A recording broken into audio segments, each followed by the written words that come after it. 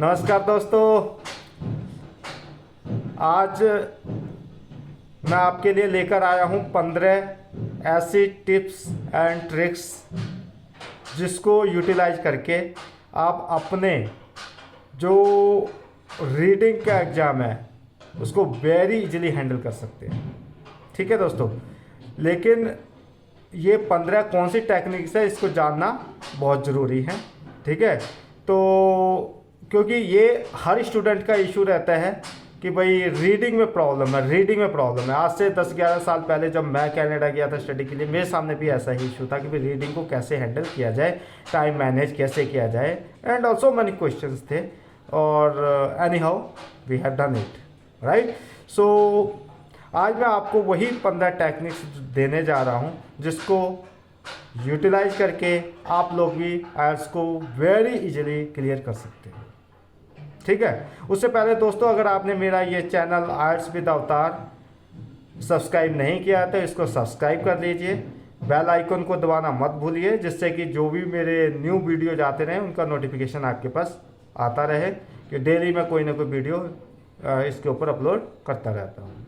ठीक है दोस्तों, तो चलिए अभी जानते हैं कौन सी वो 15 टेक्निक्स है। तो टेक्निक नंबर 1 जो है, टिप्स नंबर 1 है, या गाइडलाइन नंबर 1 कह लीजिए, अंडरस्टैंड द टेस्ट फॉर्मेट। दोस्तों, पहली चीज बहुत ही इंपॉर्टेंट है, ये आपको पता होना चाहिए जो टेस्ट आप देने जा रहे हो उसका फॉर्मेट क्या है।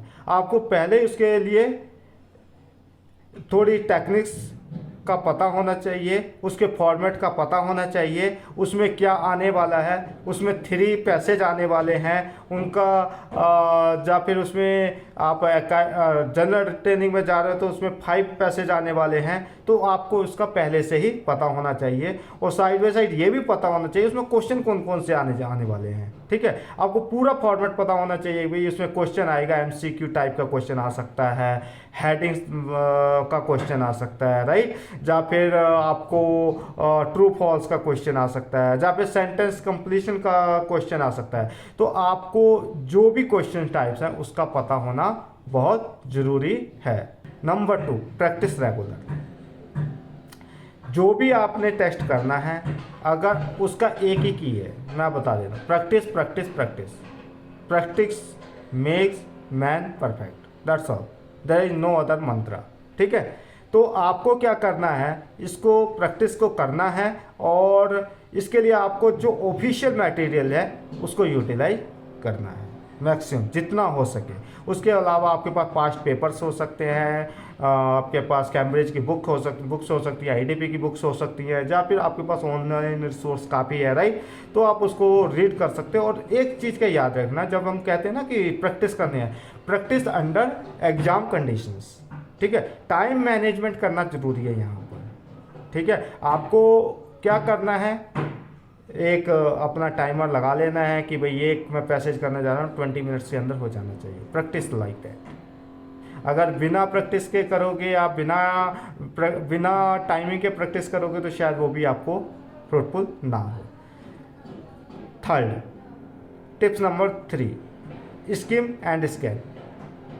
आपको स्किम एंड स्कैन आना चाहिए। ठीक है, स्किम क्यों करना है, आपको जो पैसेज है आपका, ठीक है, उसको स्किम कर लेना है।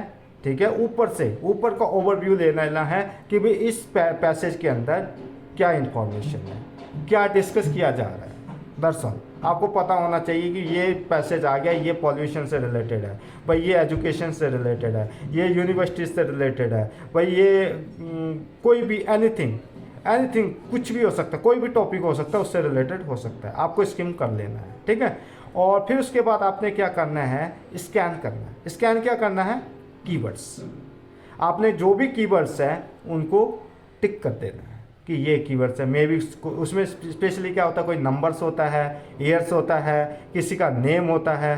ठीक है, और जैसे सेंचुरी हो गया या फिर डिकेड हो गया, ऐसे कुछ भी वर्ड्स हो सकते हैं। नेम हो गया किसी पर्सन का, किंग का नेम हो गया, कुछ भी हो सकता है। आप उस कीवर्ड को दोनों में, क्वेश्चन में एंड पैसेज में, आपको स्कैन करना है और उसको टिक कर लेना है। ये आपको बहुत हेल्प करेगा, आंसर ढूंढने में तो बहुत ही हेल्प करने वाला है। Number 4, read the instruction carefully.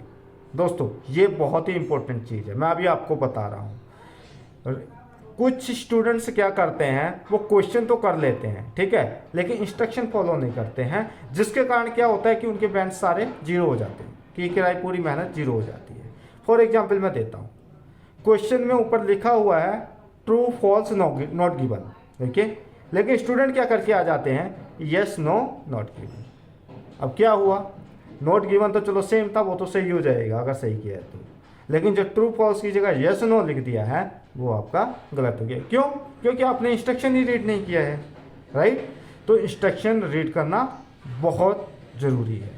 और दूसरा, जैसे क्वेश्चन मैं बता दूं आपको, जैसे मान लो आंसर इन वन वर्ड है, राइट, कि आपको एक आपने दो वर्ड में दे दिया, वो भी यूटिलाइज नहीं होगा आपका, वो भी आपका गलत हो जाएगा, राइट। और आपको लेटर से फिल इन द ब्लैंक्स है, उसमें आपको एक वर्ड लिखना था, आपने दो लिख दिए, दो लिखने थे आपने एक लिख दिया। तो इस तरीके से आपको कंडीशंस जो हैं वो रीड करना बहुत ज़रूरी है। आपको सारी की सारी इंस्ट्रक्शन को वेरी केयरफुली रीड करना है, फिर उनको फॉलो करना है। ये एक बहुत ही बड़ी टिप मैं आपको दे रहा हूँ। नेक्स्ट, मैनेज योर टाइम, जो मैंने आपको पहले भी बताया, मैनेज योर टाइम, ठीक है। आपके पास 3 पैसेज हैं, हर पैसेज को आपको पहले से ही टाइम एलोकेट करना है। भाई आपको अंडरस्टैंड करना है कि इसमें क्वेश्चन किस तरीके से हैं, ठीक है। आपको लेटर से 15 मिनट देना, 20 मिनट देना, 25 मिनट देना है। जहाँ हम रेकमेंड करते हैं 15 मिनट दीजिए, 15 मिनट्स आप बचा लीजिए, बाद में जाके अगर जो बचे हुए क्वेश्चन हैं उनको कर लीजिए। कोई भी क्वेश्चन है आपको उसका आंसर नहीं मिल रहा है, उसके ऊपर टाइम वेस्ट मत कीजिए, छोड़ दीजिए, आगे बढ़ जाइए। जब आपके पास लास्ट में टाइम बचे तो आके उस क्वेश्चन को कर लीजिए। अदरवाइज क्या होगा, आप एक क्वेश्चन के आगे हो सकता है कि आगे के सारे आंसर आपको आते हों, वो खराब हो जाएंगे आपके एक आंसर के लिए, ठीक है। तो इसलिए टाइम को मैनेज करना बहुत ज़रूरी है। मेक श्योर कि जो भी क्वेश्चन का आंसर आपको नहीं पता है, स्किप कीजिए, आगे बढ़िए। लास्ट में जो 5-10 मिनट का टाइम बचेगा उसमें आके उसको करके जाइए। अगर बीच में भी कहीं दिमाग में आ जाता तो आके करके जा सकते हो, ठीक है। अगर सेम पैराग्राफ के अंदर है, सेम पैसेज के अंदर है, तो शायद हो सकता है कि 2 क्वेश्चन के बाद आपको उसका आंसर वैसे ही मिल जाए, ठीक है। तो don't worry about anything, okay. Next, identify keywords, जैसे मैंने स्कैन में कहा था अभी, है ना। तो जो कीवर्ड्स है उसको आइडेंटिफाई करना बहुत ज़रूरी है। जो क्वेश्चंस हैं और जो आपके पैसेज हैं, दोनों में ही कीवर्ड्स को ढूंढना है। अगर आपने क्वेश्चन में आपके कीवर्ड्स हैं तो आपको जैसे ही वो पैसेज के अंदर मिलेगा आपको पता चल जाएगा वहाँ उस क्वेश्चन में ये आया था, उसका आंसर आपको मिल जाएगा। अगर आपने पैसेज में किया है, अब आप क्वेश्चन रीड कर रहे हो, तो आपको पता चलेगा पैसेज के उस पोर्शन में था, उस पार्ट में था, आप जाओगे वहाँ से जाके आंसर अपना ढूंढ लोगे। That's very easy. 4, next 7th, practice skimming techniques. जो मैंने अभी पहले बताया था उसको मैं दोबारा अब इसमें बता रहा हूँ। स्कीमिंग टेक्निक्स बहुत ज़रूरी है, ठीक है। आपको जो पैसेज है उसका ही मेन आइडिया नहीं लेना है, यहाँ पर मैं बता रहा हूँ। जो आपके उसके पैराग्राफ है, सेंटेंस है, टॉप सेंटेंस है, जब उसकी सपोर्टिंग डिटेल है, उसको भी स्कैन करना, स्किम करना बहुत ज़रूरी है। लेटर से एक आपका पैसेज आ गया, ठीक है, उसमें स्किम कैसे करना। आपने मान लो कि पॉल्यूशन से रिलेटेड एक आपका पैसेज है। अब आपने क्या, आपको पता चल गया पॉल्यूशन है। अब आपने फटाफट रीड किया, पहला सेंटेंस रीड किया, भाई ये इसका हिस्ट्री दिया हुआ है, फिर दे दिया ओरिजिन क्या है, फिर देख लिया भाई इसकी इश्यूज क्या है, ठीक है, फिर उसके बाद देख लिया इसके लिए सॉल्यूशन क्या अप्लाई किया जा रहा है, फिर उसके बाद देखा भाई इसका कंक्लूजन क्या है। तो आपको पता है कि कौन से पैराग्राफ में कौन सा डिटेल, इसके हमसे बस थोड़ा सा आइडिया पता है। अब अगर आपको पता है कि भाई अब क्वेश्चन में आप गए कि भाई आपको लगा कि भाई इसने सॉल्यूशन के बारे में पूछा है, आपको पता है भाई सीधा जाना है पैराग्राफ नंबर 4 में मैंने रीड किया था। अब उस पैराग्राफ को जाके रीड कीजिए, उसमें क्या करना है, आपने स्कैन करना है, वो कीवर्ड को स्कैन करना है, आपका आंसर मिल गया, एज सिंपल एज, ठीक है।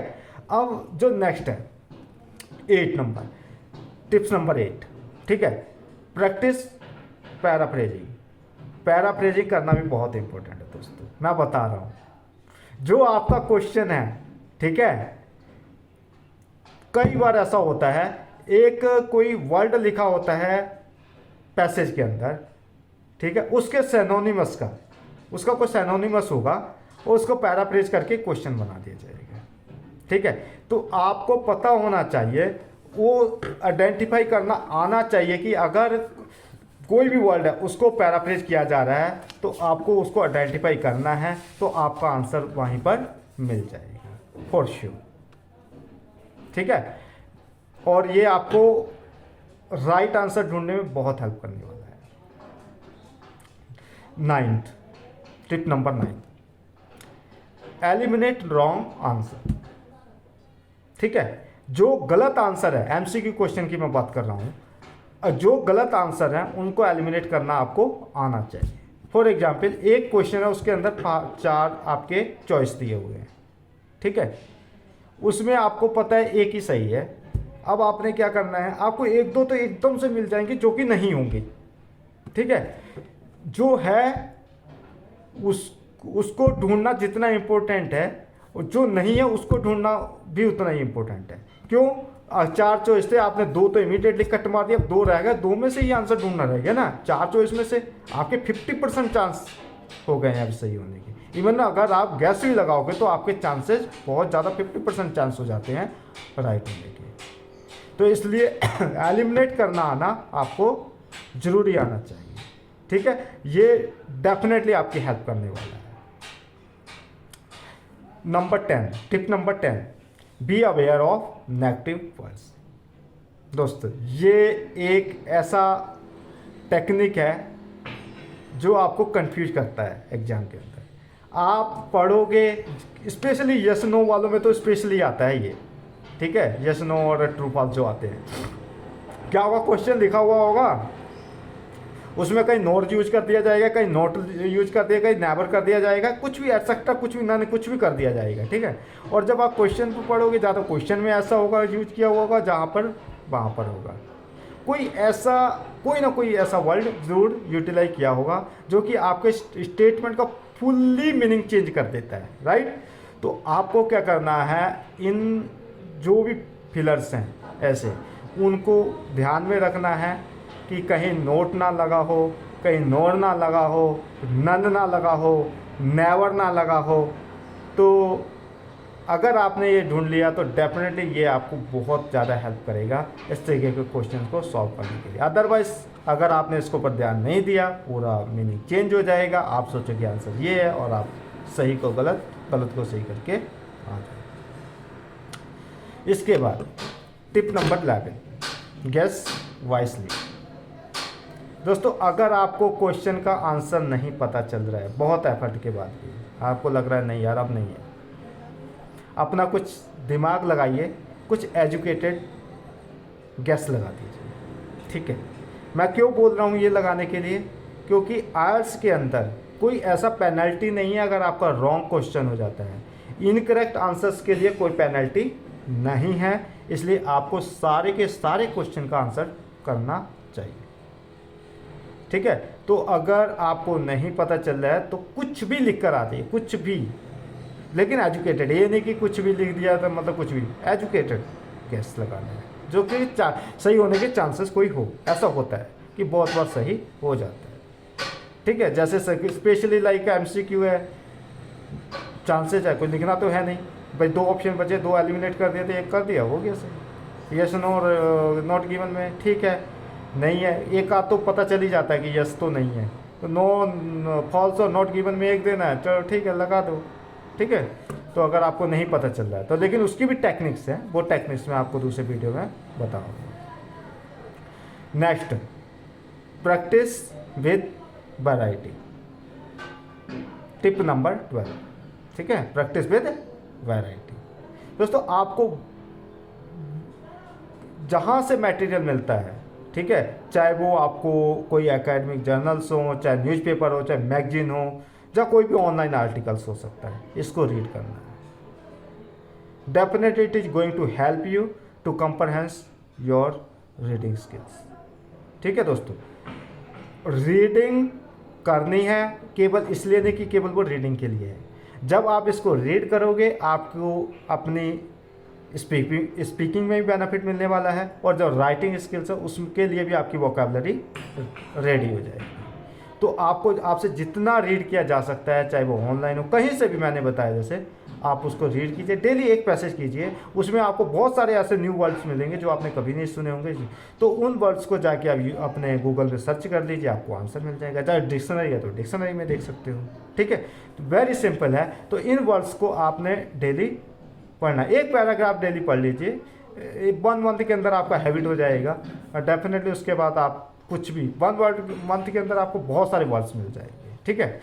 Next, review your mistakes.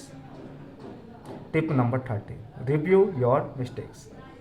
दोस्तों ये एक बहुत इंपॉर्टेंट पार्ट है। बहुत सारे स्टूडेंट्स को मैंने देखा है, क्वेश्चन आंसर करते हैं, एग्जाम का कोई टेस्ट करते हैं, भाई 40 क्वेश्चन थे, 15 सही हुए, 20 सही हुए, छोड़ के चले गए। नहीं, ये नहीं करना, ये सबसे बड़ा मिस्टेक है।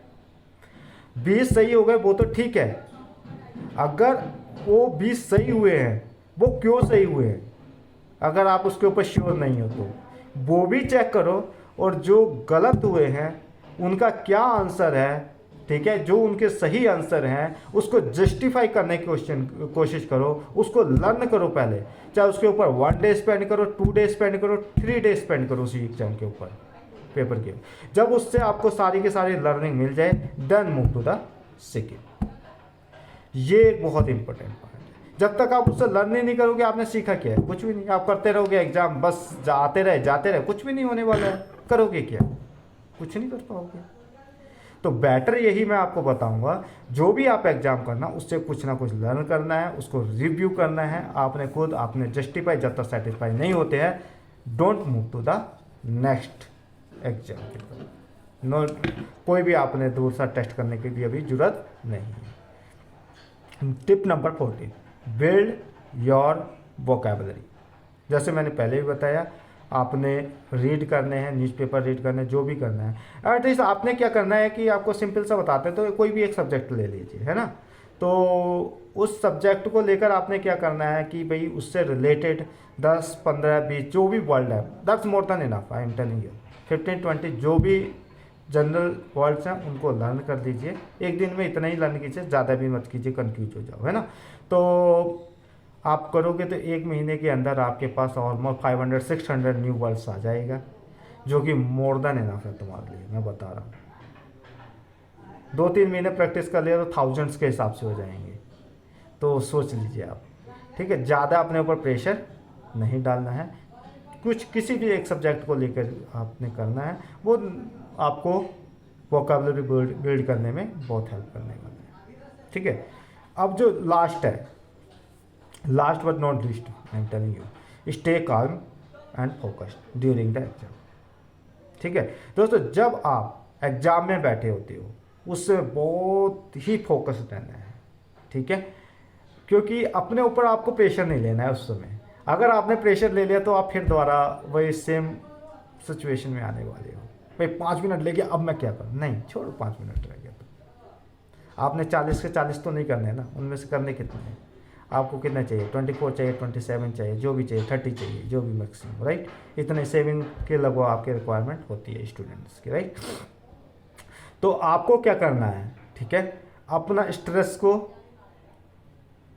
डाउन ही रखना है, स्ट्रेस को अपने ऊपर हावी नहीं होने देना है, ठीक है। उसके लिए क्या करना है, आपको थोड़ी रिलैक्सेशन की थोड़ी टेक्निक्स आपको फोकस करनी पड़ेगी। जैसे आप प्रैक्टिस करते हो एग्जाम, उस समय जो भी आप ब्रीथिंग करते हो, जो भी करते हो, राइट, तो वो आप टेक्निक रखिए, जिससे कि एक लंबी सांस लेकर छोड़िए, तो आपको थोड़ा सा सही फील होगा और प्रेशर आपका डाउन हो जाएगा। और मेक श्योर यहाँ पर एक चीज़ और आपको ध्यान रखना है, जो भी आपके क्वेश्चंस है, जैसे मैंने ऊपर आपको पहले बता दिया, ठीक है, तो क्वेश्चंस को टैकल करने का अप्रोच आपका बहुत सही होना चाहिए। आपको पता होना चाहिए कि ये क्वेश्चन आ गया, मुझे ये टेक्निक्स में जाके करनी है, और इसके लिए मुझे कितना मिनट लगेगा। 40 क्वेश्चन है, मेक श्योर आपके पास 1.5 मिनट है, 1.5 मिनट है एक क्वेश्चन को सॉल्व करने के लिए, ठीक है। तो आपकी टेक्निक्स, आपका जो वर्कआउट है, वो इस तरीके से होना चाहिए कि वहाँ कोई इश्यू ना आए। आप बिना टाइम वेस्ट किए आप क्वेश्चन को हैंडल कीजिए। देखो गलत तो होंगे आंसर, कुछ तो गलत होंगे। 40 के 40 करना इतना इजी नहीं होता है, सबको पता है, ठीक है। तो उस चीज़ का अपने ऊपर प्रेशर नहीं लेना है, टाइम को मैनेज करना है, ठीक है, आपको फोकस रहना है जो आप कर रहे हो, आपको इसकी स्कैन की जो टेक्निक्स है उनको आपको फॉलो करना है। जो जो जितनी मैंने 15 आपको टेक्निक्स बताई हैं, इनको अपना अगर आपने इसको, ठीक है, यूटिलाइज कर लिया इफेक्टिवली, मैं बता रहा हूँ इफेक्टिवली अगर आपने यूटिलाइज कर लिया इसको, तो आई एम टेलिंग यू ये गाइडलाइंस टिप्स और ट्रिक्स जो मैंने आपको दी हैं, ये डेफिनेटली आपको हेल्प करेगा कि आपके रिक्वायर्ड जितने भी बैंड हैं, चाहे वो 6 हैं, 6.5 हैं, 7 हैं, डेफिनेटली आ जाएंगे। बस आपको करना क्या है, इनके ऊपर फोकस रहना है। Practice practice practice practice is the key, ठीक है। होपफुली ये जो मैंने इतनी 15 आपको टिप्स एंड ट्रिप्स दी हैं आपके काम आएंगी, आप इसको यूटिलाइज करोगे।